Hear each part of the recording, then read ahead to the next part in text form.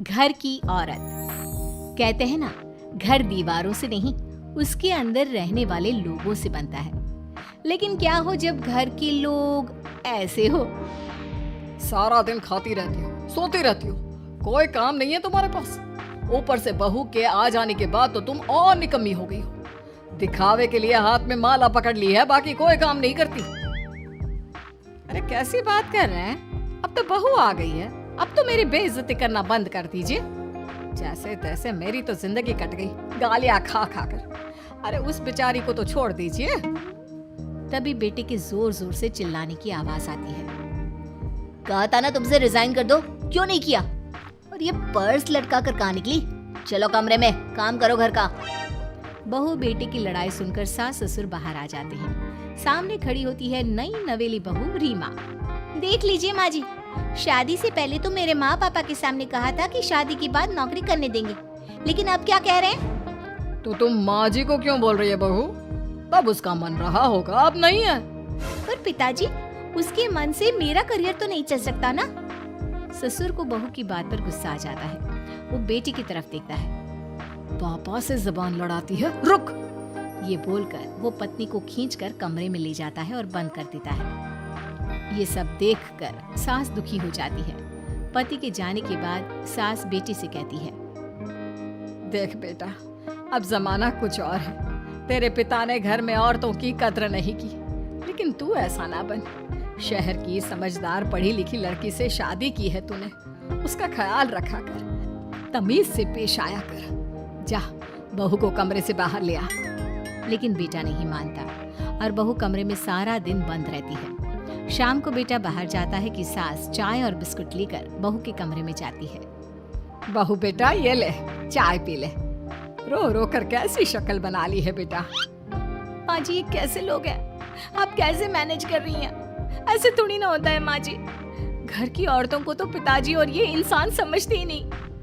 क्या करूं बेटा, मैंने तो जैसे तैसे सह लिया, लेकिन तू ना सहना। दोनों बात कर ही रहे थे कि ससुर आ जाते हैं। अच्छा, तो अब बहू को भड़का रही हो? बहुत दिन हो गए मार खाए, अब क्या बहू के सामने खाओगे? जाओ यहाँ से, और जरूरत नहीं है ज्यादा इस लड़की को सर पर चढ़ाने की, समझी? बहू को ससुर की बात पर गुस्सा आ जाता है, लेकिन वो कुछ नहीं कहती। आए दिन बहू देखती है कि कैसे उसकी सास और उसके साथ उसका ससुर और पति गंदा व्यवहार करते हैं। फिर एक दिन, ये क्या बनाया है? खाना बनाना नहीं आता क्या? ये बोलकर वो खाने की भरी सारी थाली फेंक देता है। अरे बेटा, कोई बात नहीं, शांत हो जा, मैं अभी बाहर से कुछ मंगवा देता हूँ। हाँ पापा, ऑर्डर करिए। ऐसे खाने से तो पेट भरने से रहा। वैसे खाना तुमको बनाना आता नहीं और बाहर जाकर नौकरी करना चाहती हो। अरे तुम जैसे को तो पूछते भी नहीं है बाहर। बहू को पति की बात पर गुस्सा आता है, तभी सास बोल पड़ती है।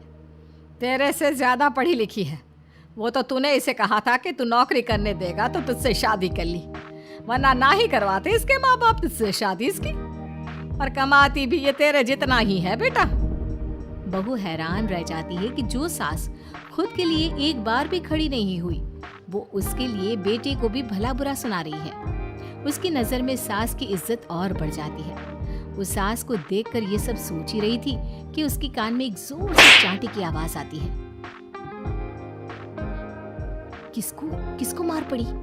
वो देख ही रही होती है कि उसकी नजर जमीन पर बैठी सास पर पड़ती है। अभी तो धीरे से मारा, फिर जुबान खोली ना तो ऐसा मारूंगा कि कान के पर्दे फट जाएंगे। सास रो रही थी। बेटा और पति वहां से चले जाते हैं। पिताजी, अच्छा किया माँ को जोर का चांटा लगाकर। आगे से जबान खोलने से पहले 4 बार सोचेंगी। बड़ी आई। दोनों हंसते हुए वहां से निकल जाते हैं। बहू सास को उठाती है और पानी देती है। मैंने ये दिन रोज देखे हैं बहू, लेकिन तू नहीं सहना। तू अपना जीवन अपने अनुसार जीना। शादी के वक्त मैंने तेरी माँ से बात करने की कोशिश की थी, उन्हें बताया था, लेकिन वो नहीं मानी। बहू सास को पकड़कर रोने लगती है। वो इसलिए नहीं मानी क्योंकि वो मेरी सगी माँ नहीं है। माँ जी, जिस तरह से आप मेरे लिए खड़ी हुई है ना, मेरी माँ भी नहीं हुई। बेटा, मैं तेरा भला चाहती हूँ।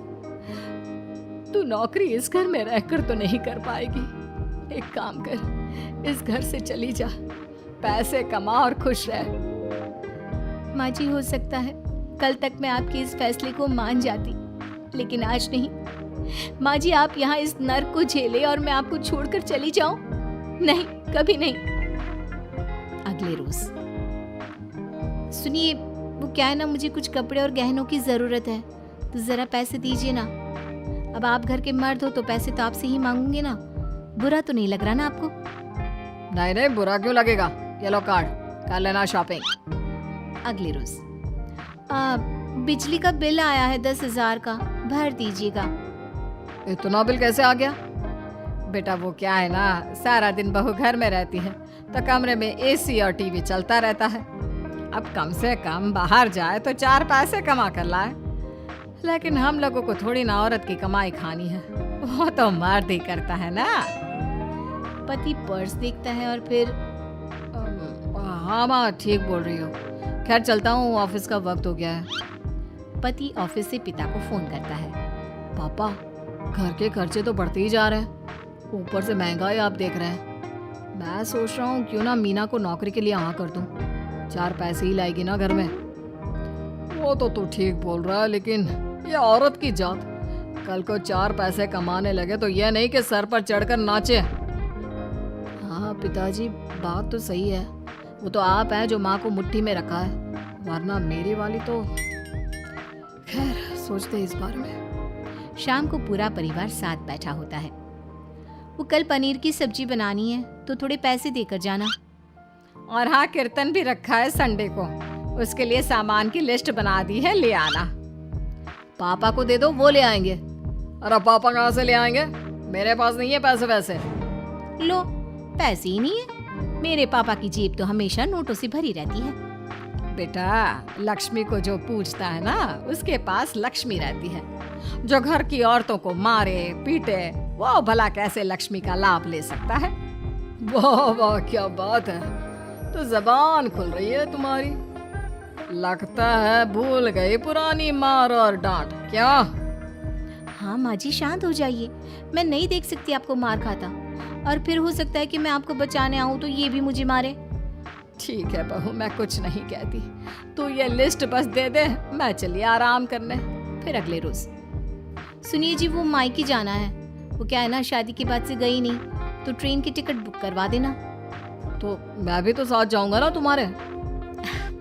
तो ठीक है, फिर फ्लाइट की ही टिकट करवा दीजिए। वो क्या है ना, अच्छा थोड़ी ना लगता है, आप पहली बार मेरे साथ जा रहे हो और हम ट्रेन से चले, ठीक है ना? पति ऑफिस जाता है, जहाँ उसका दोस्त कहता है, अरे क्या हो गया यार, परेशान सा दिख रहा है, तेरी तो नई नई शादी हुई है, भाभी परेशान कर रही है क्या? अरे नहीं यार, तू तो जानता है थोड़ी सी कमाई में घर चलाना मुश्किल हो रहा है, तू कैसे मैनेज करता है यार? कैसे क्या यार, तू जानता है ना मेरी बीवी रिया को, वो टीचर है, फिर घर में ट्यूशन करती है, साथ में बच्चे भी पढ़ लेते हैं। यार, घर नाम की गाड़ी दोनों पहियों के साथ चलने से ही चलती है, वो भी कमाती है और मैं भी, और चल रहा है घर बस। पति को दोस्त की बात समझ में आती है, लेकिन पिता का ज्ञान कैसे भूल सकता था? भाई, कल को सर पर चढ़कर नाचने लगी तो। शाम को घर आता है, जहाँ उसकी बुआ और उसका बेटा बैठे होते हैं। अरे आ गया लल्ला, कैसा थका थका सा लग रहा है, सब ठीक है ना? नमस्ते बुआ, कैसे आना हुआ? कैसा है रमेश? भाई को तो भाई की याद ही नहीं आती। अरे नहीं नहीं भैया, याद नहीं आती तो यहाँ कैसे आता? ये लीजिए मेरी शादी का कार्ड, जरूर आना। पति कार्ड खोलता है। डॉक्टर रश्मि, अरे वाह, तेरी होने वाली बीवी डॉक्टर है। और क्या भैया, आपकी बीवी इंजीनियर तो मेरी डॉक्टर। तभी वहाँ सास आ जाती है। अरे जब घर में ही बिठाना है बेचारी को, तो काहे का इंजीनियर है, तो काम वाली ही, घर का काम करती है और आराम। इतनी पढ़ी लिखी लड़की को घर पर क्यों बिठा रखा है? अरे बहू कहीं झोला छाप डिग्री तो नहीं लेकर आई है? पत्नी की बुराई सुनकर पति को गुस्सा आता है। नहीं बुआ, यूनिवर्सिटी टॉपर है मेरी मीना, और हाँ, बड़ी कंपनी में काम भी करती है। बस शादी के बाद कुछ महीनों की छुट्टी ली थी, अगले हफ्ते से ऑफिस शुरू हो जाएगा। क्यों मीना? तभी ससुर आ जाते हैं। हाँ, लेकिन फिर घर का काम कैसे होगा? और पैसे कमाने लगेगी तो सर पर। पिता की बात पूरी नहीं हुई कि बेटा, सर पर चढ़ने का हक है उसका पापा। पत्नी है वो मेरी, यानी मेरे घर की रानी। और रानियां तो सर का ताज होती है। क्यों मीना? मीना पति की बात सुनकर शर्मा जाती है। वाह बेटा, तू सही समय में समझ गया कि औरतों की इज्जत करने वाले घर में शांति और लक्ष्मी का वास होता है।